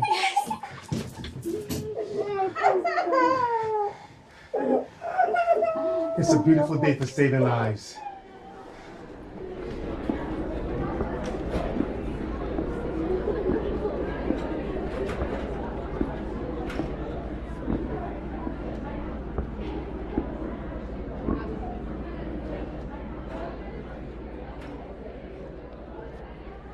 Look at what we did with our blood awareness assemblies. We saved Jordana's life.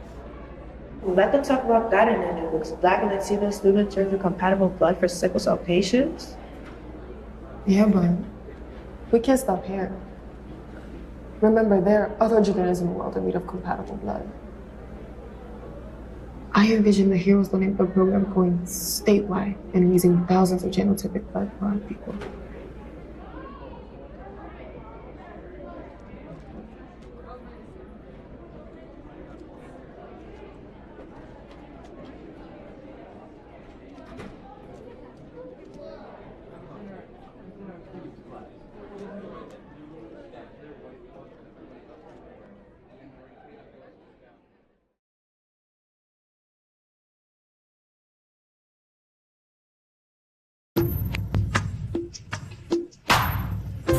Shit.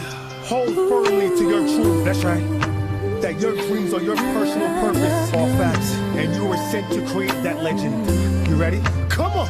Let's go. Cowards die 1,000 times before the day of their death.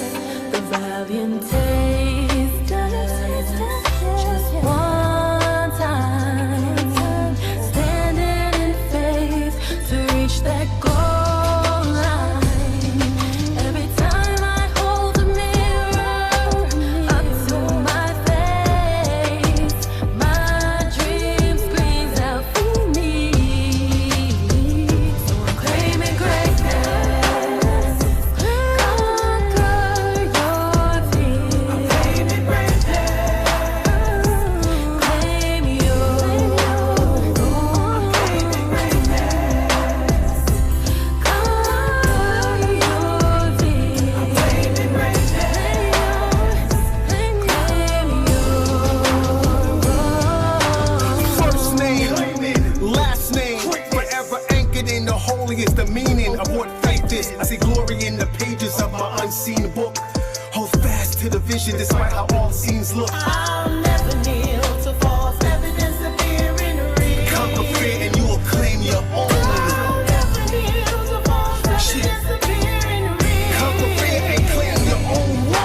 Across the Rubicon lies the soul of glory. For only I am the protagonist that authors my own story. Or they just climb in pursuit towards that goal line. That gold medal, that's all mine. I see through my eye, mine, cause my eyes blind. Every time I hold the mirror up to my face, Special baby, my dream screams out for me.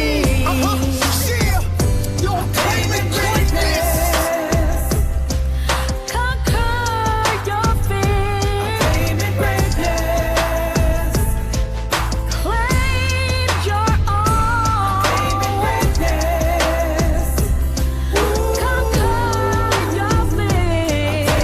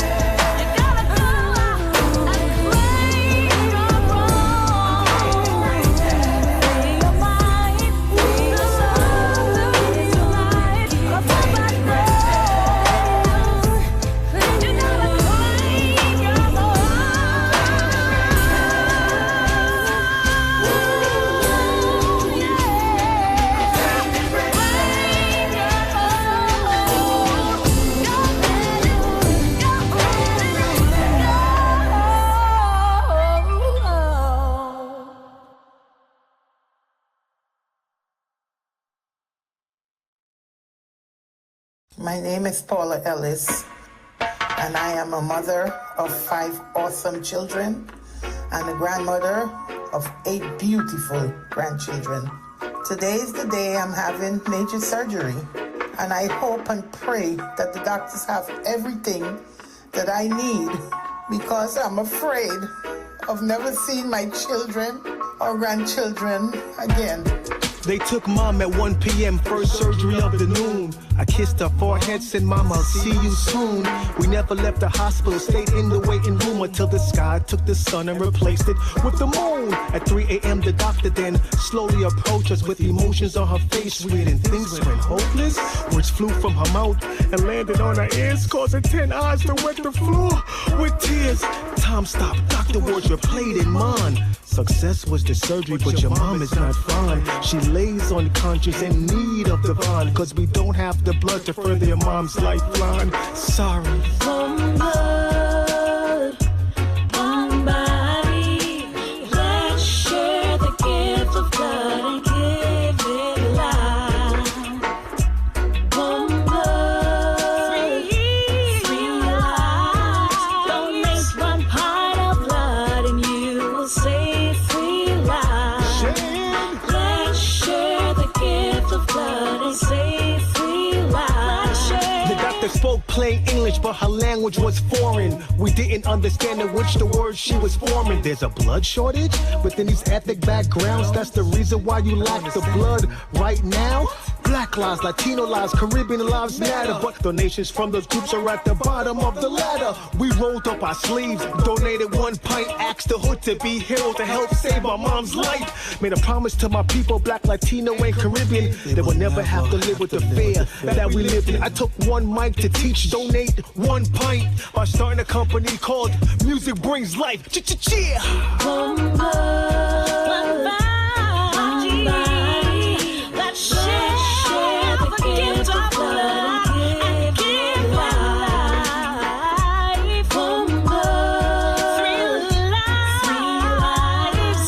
Donate 1 pint of blood and you will save 3 lives. And I hope and pray that the doctors have everything that I need. 1 pint of blood, 1 pint of blood. Save 3 people's lives. 3 people's lives. 1 pint of blood, only 1 pint. Save 3 lives. Ooh, 3 people's lives. 1 blood, 1 body. Let's share the gift of blood and give it life.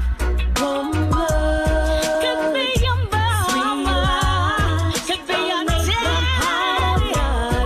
Let's save some lives. Let's share the gift of blood.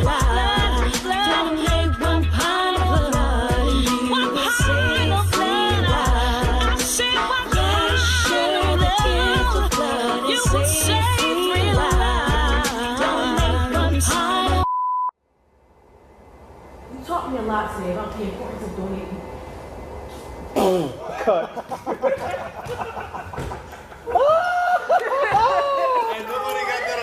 We got that on camera? Yeah, we got that on camera. We got a blooper moment. And we still rolling. We still rolling. We got a blooper. We got a blooper.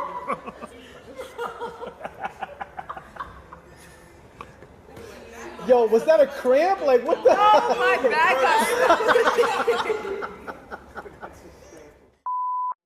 Make 13% of the U.S. population, but only 3% donates blood.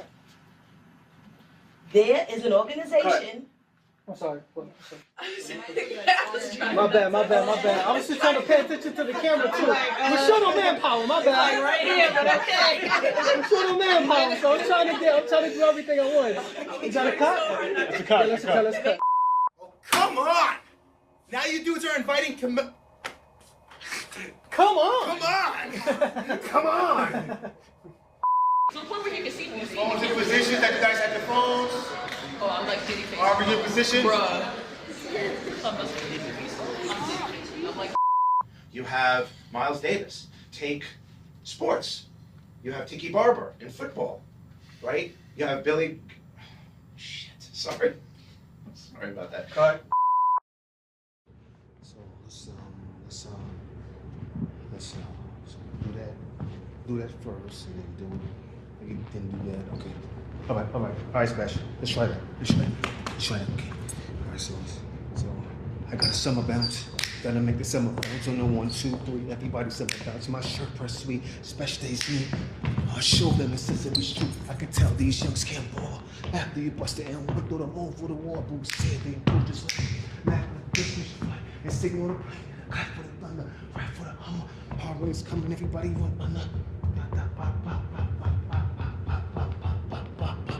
And it go, okay? And it's 1, 2, okay, all right, so it's this dance called Superman. Up and away like Superman. Everybody in position like Superman. Now count 1, 2, 3, away. Dance called Superman. Up and away like Superman. Everybody in position like Superman. Now count 1, 2, 3, away. Something like that. All right. We off this.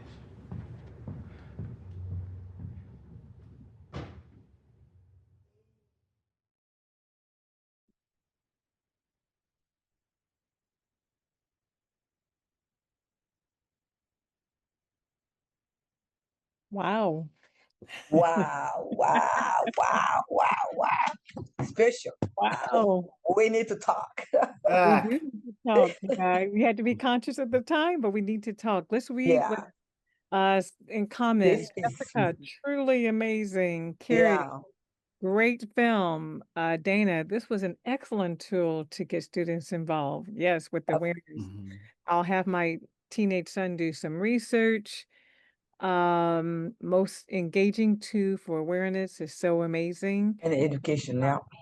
Hospital scene felt so real. And I have to, you captured that quite well Very because well, yeah. unless the person is literally in the throes of a pain episode, to recreate it, it really does, I think, work well to utilize someone who has sickle cell. And so this is what they said here, that it was the hospital scene felt so real. And of course, I wrote 1 pint, 3 lives. So that's great. Think this movie touched the beginning of the iceberg of historical legacies for why minorities show up the way they do in the medical space. So let's talk. We have a few minutes. Let's talk. Let's talk. Yeah, let's talk. Like, first of all, listen, the performances were outstanding. Like, you know, I was watching it. I'm like, okay, like I'm reliving some of the situation we've been through doing blood drive or trying, going through a sickle cell crisis. And I think you've created a film that sparks important conversation that are needed in the community and around it. So really good job. Congratulations on this. And you were able in the same film to capture like the reality, the overlooked reality of the warriors, and at the same time bring the issue of blood donation in the Black community. So this is wonderful. Wonderful. Very wonderful. You're coming to Canada for sure. You guys heard it. And again, this just needs to happen. So I think I may have asked you this in person as well, but with COVID happening, and then unfortunately, these unfortunate incidents in terms of people going in and doing horrific things in schools, how is it possible to get into school these days? That's the thing. We're wanting to reach young people. And how do you get into the high schools? Well, so what we did, we target the schools individually.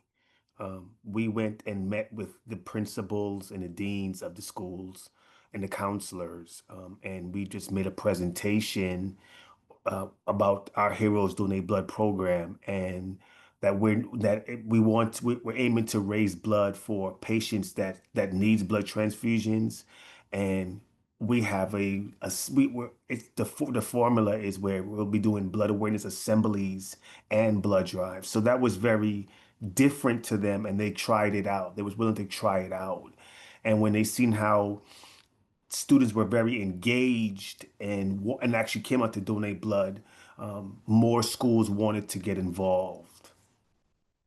Now, the follow-up question is, so yes, that's the strategy, one school at a time. Hmm. But the donation part, do the students have to be 18 years and older? So they can donate at 16. They need parent with a parent consent form at 16. Okay. Once you're 17, you do not need a parent consent form. At 17. At 17. Okay. That's nice to know. Yeah. Yeah. Yeah, I actually did not know that. So Hmm. that's what I was wondering. We have young people signing up. How do they do that? Hmm. So is And you see when at the first assembly when the student said, "I'm 14, I can't donate blood, but I want to. What can I do?" She was so frustrated that because of her age she can't donate blood, but she still was willing to find a way where she said, "I'll get my parents to do it, and when I turn 16, I'll donate." I will do it. Yeah. Yes. I love it. Wonderful. I love it. Nia says, I love the movie, and I love that you use people who actually are doing advocacy and awareness in the sickle cell disease space for this movie, allowing people in the pits of hell with SCD to use art as an expression is powerful and healing. That's why it's important to keep healers in the front of the revolution, or anger will keep us in a circle of violence. Ooh, wow, Nia. Wow. Can family members uh, with trait donate blood? This question always comes up, and what is the answer? I think all three of us know. Yes. You Yes, can have absolutely. you can have trait and donate. And donate, yes. Only if you've Okay. had malaria, then you Wait a can second. donate. Special. Okay, so you're a performer. You can have trait and donate. You can have trait and donate. Wait a second. Yeah, you take that. Yeah. You could do something with that, right? Yeah. Put some drums on that. We got a vibe. And you gotta tell them remove that deferral. Malaria doesn't kill. Malaria is a treatable, condition. It's like you're having the flu. You treat it and then you go on with your life. Yeah. So other languages are not, treatable like HIV.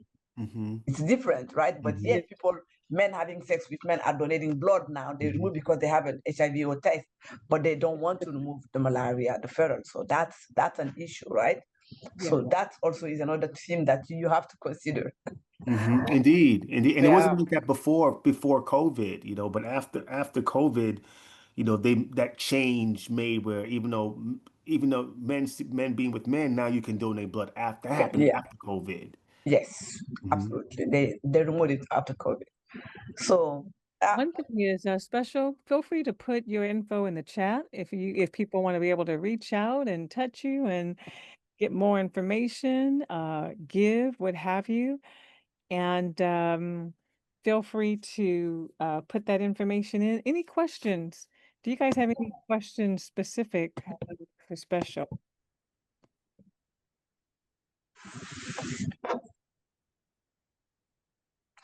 So we have musicbringslife.org, so you all can go to the website. It's very informative. So feel free to do that. And I do those have a of question. you all who are on YouTube and are watching, again, it's musicbringslife.org for you to learn more about this. And if you're listening and you've never given blood for whatever reason, consider it. Consider it now. It's just life-saving. It is.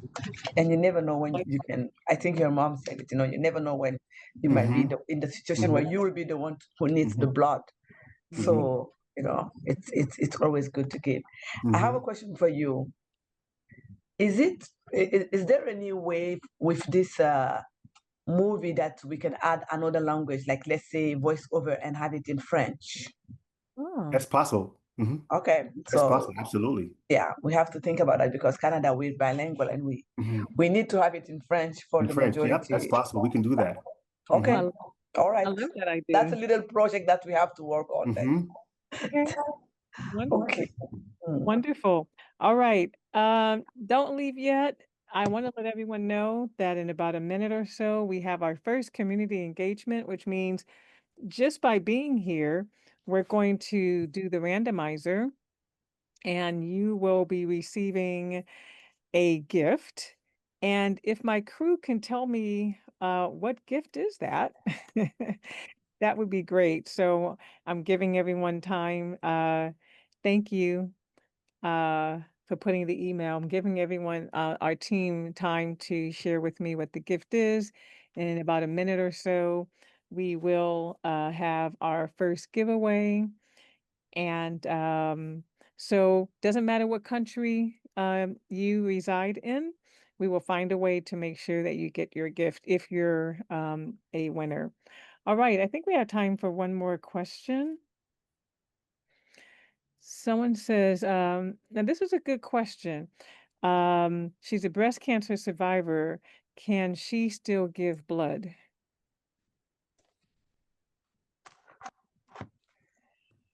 That is, I'm going to say I don't, because I don't know, I'm going to say I don't know. Yeah. Special, might you know? Or do I we think leave it's that? possible, but I don't know for certain. I don't either.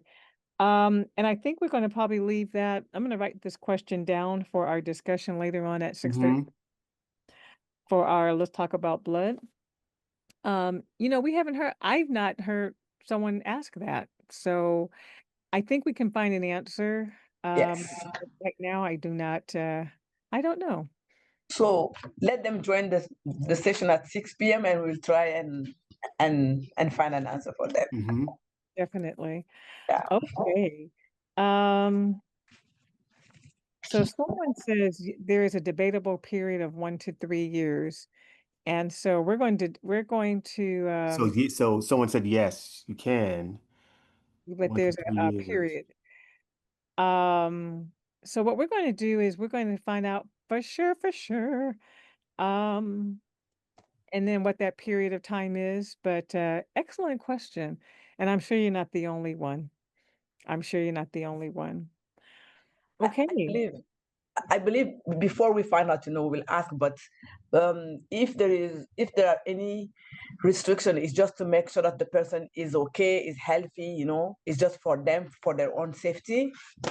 Because, when you have cancer, maybe it takes time for your body to heal, maybe a year or two, but we will find out and we'll make sure that we share the information. Thank you. Great question. Any other questions for special? And then we will be doing the randomizer. And the gift, everyone, is a gift card. So it is a gift card. All right. And so what we're going to do, it's about that time right now. So tech team, are you ready? Oh, about social construction of race. Nia, give me 1 second because we are going to start the randomizer. Let's see who won. We'll answer that question, and then we'll get ready for our next segment. So Nia, just put a pause and we'll come right back. All righty. Randomizer, please. And drum roll. Drum roll. And so I know the tech team is keeping track. Hey now, okay. Hey. Yeah. Who's that? Well, Lakita's in California, so I guess it was good that you stayed. Well, it's only 11 o'clock here, but Lakita is our first person. Wonderful. So Lakita, you win a gift card. Wonderful. Okay. And so we do have one question. Thank you. So I have an answer for the question, can you donate blood after being a cancer survivor? The answer is yes. Yes. After 1 to 3 years remission, you can. Remission. Yes, that was the word. Excellent. Thank you. So we have an answer for that. Yay, Lakita. And then we have a question from Nia, and then we'll see if our guest for the next session is here.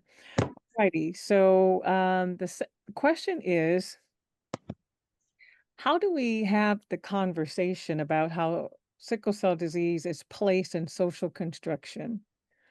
We know that race is not a biological factor. We know, true, it is a construct. That race is not a biological factor, but constantly talk about sickle cell disease being a Black disease.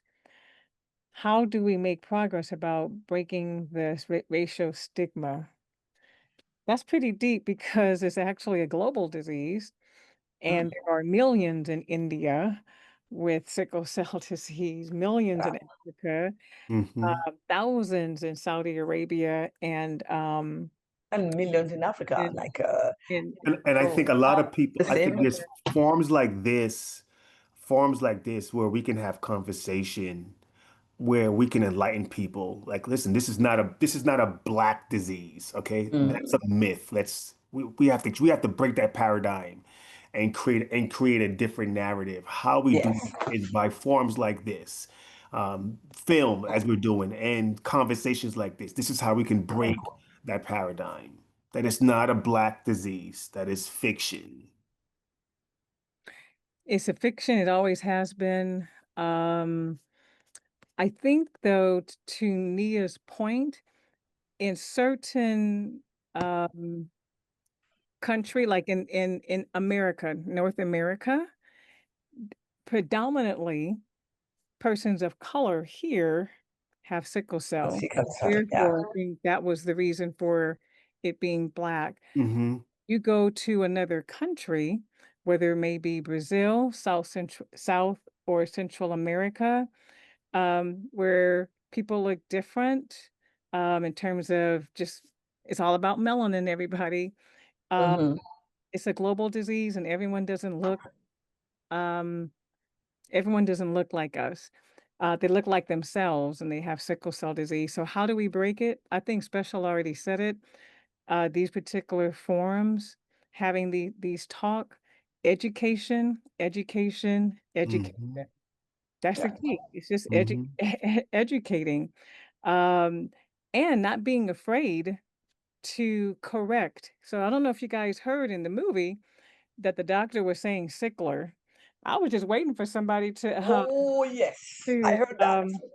to correct him, and that didn't happen. But we can't be afraid to correct people. Yeah. They say that to, yes, cringing, to correct people. When they say that, you have a voice, and with compassion and respect, you got to correct. Wait a second, Special. Wait, with compassion, and you got to. Come on now. Come on. Let it go. Let it Come on, flow. yeah. Come on now. Come on now. Let it flow. Let it flow. So yes, they are warriors. They're not sick. Let it flow. Yeah. So, the bottom line is, Nia, great question, and it's not going to end. That's the bottom line. And if we lived in a perfect society, we wouldn't be going through what we go through. But human beings are who they are. People aren't born racist; they're taught that, and so we just have to correct that. With And just compassion. like just like you learned it, it can be unlearned. It sure can. Yes.